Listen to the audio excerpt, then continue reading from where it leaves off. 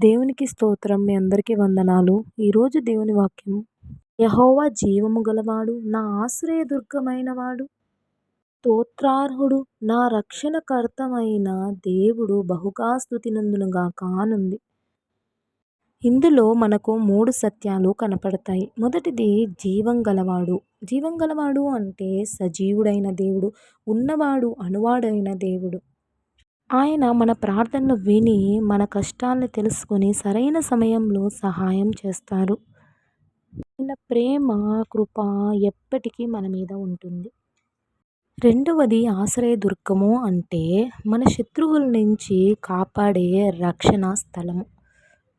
అలాగే దేవుడు మనల్ని ఆత్మీయ రక్షణ, ఆదరణ, భద్రత ఇచ్చే ఆశ్రయం.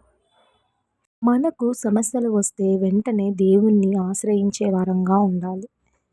ఇక మూడవది రక్షణకర్త అయిన దేవుణ్ణి మహిమపరచును గాక అంటే, దావీదు తన విజయాలకి తాను కారణం కాదు కానీ దేవుడే అని చెప్పి, తన నిజరక్షకుడని చెప్పి దేవుని మహిమపరిచేవాడిగా ఉన్నాడు. అలాగే మన జీవితంలో కష్టాల నుంచి, ఆపదల నుంచి, శత్రువుల నుంచి రక్షించిన మన దేవునిని స్తుతించే వారంగా, మహిమపరిచే వారంగా ఉందాము. వాక్యం మన హృదయంలో ఫలించును గాక. యేసుక్రీస్తు నామములో అడుగుతున్నాను తండ్రి. ఆమేన్.